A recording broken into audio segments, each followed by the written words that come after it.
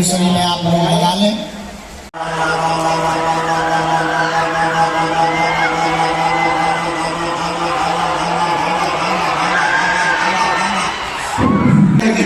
बहुत भयंकर आती है, जकड़न बनाती है, तो उसके परिसर बच्चों को ये हो जाएगी, वही नौकरी पाएंगे आसमान है। तो हम पहुंच चुके हैं मंदिर के बिल्कुल मुख्य द्वार पे। देख सकते हैं भीड़।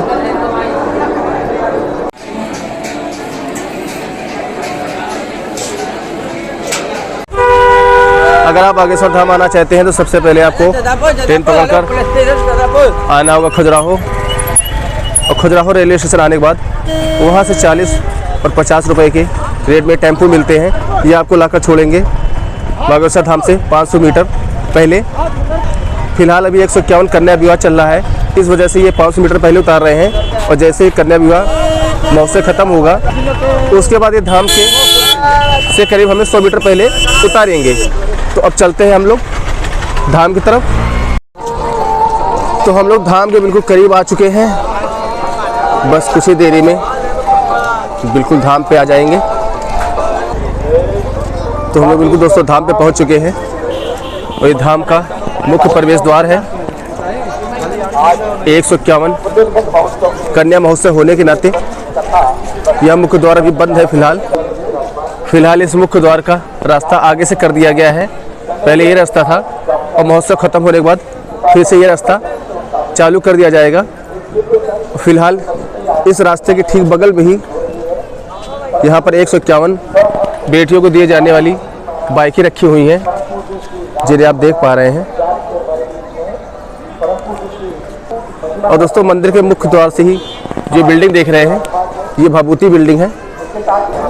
यह जो भभूति बिल्डिंग है, इसे कार्यालय क्रमांक 1 कहा जाता है, और यहीं पर इस धाम से जुड़ा संपर्क सूत्र नंबर भी दिया हुआ है। वैसे संपर्क सूत्र नंबर जगह जगह दिए हुए हैं। अगर किसी प्रकार की जानकारी चाहिए तो आप इन नंबरों पर संपर्क कर सकते हैं। अगर आप दान वान करना चाहते हैं तो महाराज की इन वेबसाइटों पे इन अकाउंट में कर सकते हैं। ये रास्ता ही मंदिर को मुख्य द्वार की तरफ आता है। जो इस बिल्डिंग में मिलने वाली भभूति है, उसका समय तक का समय है। उसका समय सुबह 7 से 9 बजे तक, और दोपहर के 12 से 2 बजे तक, और शाम को 7 बजे से 9 बजे तक है। भैया भभूति इधर से मिलती है कि आगे से? इधर से मिलती है कि आगे जाना पड़ता है? ऐसे घूम के। तो मंदिर के लिए यहाँ से प्रवेश करना होता है। फिलहाल आपको बताइए आपकी मुख्य द्वार बंद है। भभूति के लिए इधर से ही प्रवेश करना होता है और तरफ से निकलना होता है। ये रास्ता भी सीधा बागेश्वर धाम मंदिर को जाता है, लेकिन फिलहाल ये रास्ता भी बंद किया हुआ है। तो अभी आगे वाले रास्ते से आपको दर्शन कराएंगे, और मंदिर के मुख्य प्रवेश द्वार पे ही यह विशाल गधा रखा हुआ है, जिसके आप दर्शन कर रहे हैं।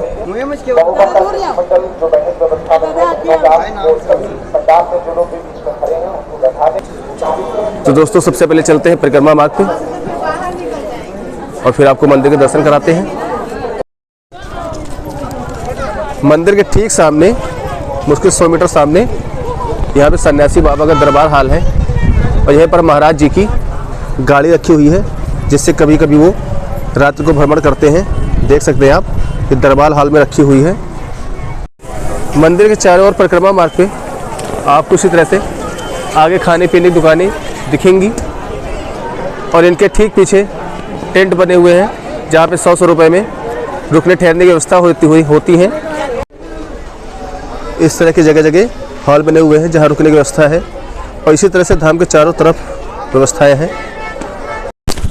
आपको धाम के चारों तरफ इसी प्रकार की दुकानें मिलेंगी, जिन पर धाम से जुड़ी हुई धार्मिक चीज़ें बिकती हैं, और साथ ही चारों तरफ खाने पीने का होटल भी आपको जगह जगह देखने को मिल जाएगा। तो दोस्तों अब हम पहुंच चुके हैं मंदिर के ठीक प्रवेश द्वार पे। 151 कन्या विवाह और भव्य उत्सव महोत्सव होने के नाते यहाँ पर लाखों भक्तों का आना जाना है। इस वजह से इस वक्त इस तरफ से प्रवेश दिया जा रहा है धाम में प्रवेश का, दर्शन का, और इस समय यहीं से परिक्रमा शुरू होती है। आप जितनी परिक्रमा करना चाहे 5, 11, 21 परिक्रमा पूरी करने बाद मंदिर दर्शन के लिए आ जाए। और ये रास्ता ठीक मंदिर दर्शन को जाता है, और ये रास्ता तभी तक है जब तक यह महोत्सव 151 कन्या विवाह का महोत्सव चल रहा है। उसके बाद जो आपको पहले दिखाया था वहीं से प्रवेश द्वार है। इसके बाद वहीं से आपको प्रवेश करना होगा मंदिर दर्शन के लिए। चलते हैं अंदर, आपको मंदिर के बागेश्वर धाम के दर्शन कराते हैं। तो दोस्तों हम लोग मंदिर के मुख्य द्वार पहुंच चुके हैं। आप मंदिर के दर्शन करिए और दोस्तों अगर आप बागेश्वर धाम के भक्त हैं तो चैनल को जरूर सब्सक्राइब करिएगा और लाइक कमेंट करना बिल्कुल ही मत भूलिएगा। जय बागेश्वर महाराज की। फिलहाल दर्शन करके हम बाहर आ चुके हैं और अब चलते हैं कथा स्थल और 151 कन्या विवाह स्थल की तरफ। बाकी आपको जो भी पड़ता है वो दिखाएंगे, उसके बारे में बताएंगे। ये मंदिर दर्शन करके आने वाले भक्तों की लाइन है और जैसे हम मंदिर दर्शन करके बाहर आते हैं ठीक सामने यहाँ पे अन्नपूर्णा भंडारा चल रहा है जो कि 1 से 8 मार्च तक चलने वाला है। और यह भंडारा सुबह 10 बजे से 12 बजे तक चलता है। और मंदिर दर्शन करने के बाद भंडारे के सामने ठीक सामने जैसे आप बाहर आते हैं तो यहाँ आपको सिद्ध नारियल यहाँ से प्राप्त होता है। देख सकते हैं नारियल लेने के लिए भक्तों की भीड़ लगी हुई है। और यहाँ धाम का संपर्क नंबर भी दिया हुआ है। इन नंबरों पर संपर्क करके आप किसी भी प्रकार की जानकारी ले सकते हैं। इधर नारियल वालों की लाइन लगी हुई है। उसके बाद इसके ठीक इधर पीछे आएंगे तो ये भभूति काउंटर है और यहाँ पर भभूति सुबह 7 से 9 बजे तक और फिर 12 से 2 बजे तक और फिर शाम को 7 बजे से 9 बजे तक मिलती है। अगर आप भभूति लेने चाहते हैं तो आपको यहाँ से ले सकते हैं। भभूति और प्रसाद लेने के बाद जैसे ही आप यहाँ से आगे बढ़ते हैं फिर आप आ जाइए मंदिर के ठीक सामने ये द्वार दिख रहा है। फिर यह रास्ता धाम पर होने वाले कार्यक्रम स्थल तक जाता है जहाँ पर 151 कन्या विवाह और साथ ही जो भी वहाँ पे कार्यक्रम हो रहे या होने वाले हैं वहाँ जाता है। तो चलते हैं आपको कार्यक्रम स्थल की तरफ और वहाँ पे क्या क्या है कैसे क्या है सबको दिखाते और बताते हैं। और ये जो कथा स्थल और 151 कन्या विवाह स्थल है ये मंदिर और धाम से मात्र 200 से लेकर 300 मीटर की दूरी पे मौजूद है। और दोस्तों इस रास्ते पे आपको दोनों तरफ टेंट हाउस, इस तरह के छोटे छोटे रूम, होटल, धर्मशाला देखने मिल जाएंगे। वैसे यहाँ पर ज़्यादातर आपको टेंट वगैरह ही मिलते हैं जो 100 रुपये चार्ज करते हैं। अगर आपको बेड वगैरह देते हैं तो 200 रुपये चार्ज करते हैं। कुछ लोगों ने यहाँ बेड की व्यवस्था कर रखी है। अगर आप मंदिर के आसपास कहीं आपको गद्दा मिलेगा। तो दोस्तों हम लोग कार्यक्रम स्थल द्वार पे पहुंच चुके हैं और कार्यक्रम स्थल द्वार से इस द्वार से जैसे ही आगे बढ़ते हैं आपको सबसे पहले दरबार और पंडाल देखने को मिल जाएगा जहाँ पे कथा और कार्यक्रम होते हैं। तो यह दरबार और कार्यक्रम स्थल है। साथ ही यहाँ महाराज जी का दरबार भी लगता है। 8 दिन तक चलने वाले महाउत्सव में आज इंद्रेश उपाध्याय जी की कथा चल रही है।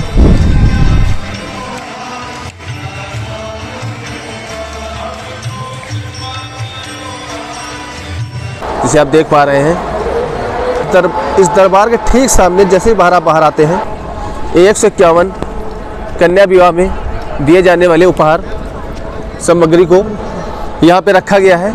जिसे आप देख पा रहे हैं हर एक कन्या को अलमारी है, श्रृंगारदानी है, फ्रिज है, कूलर है, बेड है और साथ ही साथ बाइक भी दी जा रही है जिसे आप देख ही चुके हैं।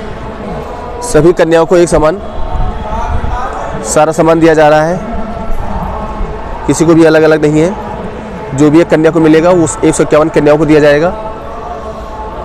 और जैसे ही आप 151 उपहार सामग्री कन्या कार्यक्रम से आगे बढ़ते हैं स्थल से आपको सबसे पहले चिकित्सा सहायता केंद्र मिलेगा जहाँ पे आपको कोई छोटी मोटी कोई दिक्कत या प्रॉब्लम है तो यहाँ से आप दवा ले सकते हैं। साथ ही यहाँ पर 24 घंटे एम्बुलेंस भी खड़ी रहती है जिसे आप देख पा रहे हैं जो कि दरबार और चिकित्सा जांच केंद्र के ठीक सामने ही खड़ी है। उसके बाद जैसे आप थोड़ा और आगे बढ़ते हैं सबसे पहले हमें शरबत और निःशुल्क चाय का वितरण स्टॉल मिलेगा। यहाँ पर चाय और शरबत का आनंद ले सकते हैं। देख सकते हैं कि इसमें भक्त यहाँ चाय पीने के लिए लाइन में लगे हुए हैं। और फिर जैसे ही आप चाय वितरण काउंटर से आगे बढ़ते हैं तो यहाँ आपको खोया पाया काउंटर देखने को मिलेगा जो कि बागेश्वर धाम का कार्यालय नंबर 12 है। यहाँ पे कुछ भी आपका खोया है या आपने कुछ पाया है तो यहाँ पे आप उसकी जानकारी कर सकते हैं या बता सकते हैं या मिलने पर प्राप्त कर सकते हैं। और इस काउंटर से जैसे ठीक आगे बढ़ेंगे, ठीक इसके बगल में ही दर्शक दीर्घा बनी हुई है। इस दर्शक दीर्घा में क्या है, चलते हैं बताते हैं। इस दर्शक दीर्घा में महाराज जी के जीवन को दर्शाया और बताया गया है। अगर आप यहाँ आते हैं तो इस दर्शक दीर्घा में जरूर आएँ और महाराज जी के जीवन परिचय से वाकिफ़ हो सके। ये तरह से महाराज जी का जीवन परिचय यहाँ पर बताया गया है। दर्शक दीर्घा से जैसे आप बाहर आते हैं उसके ठीक सामने यहाँ पर ही महाराज जी के बारे में बताया गया है। और यहाँ पर सनातन में चमत्कार पर्चा क्या है, लहसुन पास का त्याग क्यों, अर्जी पेशी क्या है, सन्यासी बाबा का चमत्कार, इन सब चीज़ों के बारे में यहाँ बताया और दिखाया गया है। उसके यहाँ से जैसे ही आप आगे बढ़ते हैं अन्नपूर्णा भंडारा देखने को मिल जाएगा। और यह भंडारा इस कार्यक्रम स्थल पे 3 जगहों पे चल रहा है। आगे जहाँ भी चल रहा होगा वो भी हम आपको दिखाएंगे। और यह भंडारा 12 बजे से शुरू होता है और दर्शक दीर्घा से आगे बढ़ने पे ठीक उसके बगल में ही ये अन्नपूर्णा भंडारा पड़ता है। फिर इसके बाद जैसे इससे आगे बढ़ेंगे यज्ञ पांडाल मिलता है, जहाँ पर देश के अमर शहीदों के नाम पे यज्ञ हो रहा है। और जिन अमर शहीदों के लिए यज्ञ हो रहा है उनके यहाँ पर तस्वीरें भी लगी हुई हैं, जिन्हें आप देख पा रहे हैं। इस प्रकार से यहाँ पे यज्ञ हो रहा है। साथ ही यहाँ पर जगह जगह इस तरह से पानी की व्यवस्था बनाई गई है छोटे छोटे स्टॉलों के माध्यम से। एक अन्नपूर्णा रसोई यहाँ पर भी तैयार हो रही है। और ये जितनी भी रसोइयाँ अन्नपूर्णा भंडारे के लिए बनाई गई हैं ये सभी कार्यक्रम होने तक ही चलेंगी। उसके बाद जो धाम और मंदिर की मुख्य अन्नपूर्णा रसोई है जिसे मैं आपको दिखा चुका हूँ, फिर आपको वहीं पे प्रसाद और भंडारा मिलेगा। एक बार फिर से मैं आपको सभी कार्यक्रम स्थल दिखा देता हूँ। तो सामने आप देख रहे हैं ये से वो अन्नपूर्णा रसोई है जो यहाँ पे कथा स्थल पर तैयार हो रही है। और ये यज्ञ पंडाल है जहाँ पे हमारे शहीदों के लिए हवन हो रहा है। उसके बाद ठीक सामने वहाँ अन्नपूर्णा रसोई है जिस वक्त चालू है। अन्नपूर्णा रसोई की यहाँ से आपको थाली लेनी होगी।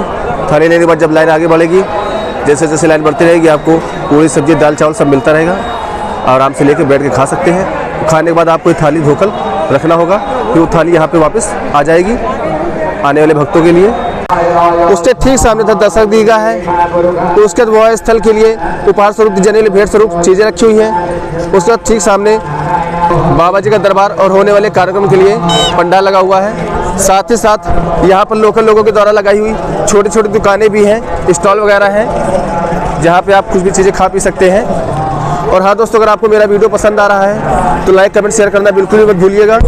और दरबार के ठीक बगल में यहाँ पर भी महाराज जी का अन्नपूर्णा भंडारा चल रहा है जिसे आप देख सकते हैं। और हाँ दोस्तों, अगर आप मेरी वीडियो को देख रहे हैं और आपने अभी तक मेरे चैनल को सब्सक्राइब नहीं किया है तो प्लीज़ सब्सक्राइब भी कर लीजिएगा, जिससे कि मैं आपको ऐसे ही ऐतिहासिक स्थल और स्थान वीडियो के माध्यम से दिखाता रहूँ और उनकी संपूर्ण जानकारी आपको देता रहूँ और आपकी यात्रा को आसान बनाता रहूँ।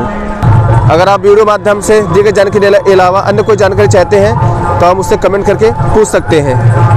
सीताराम।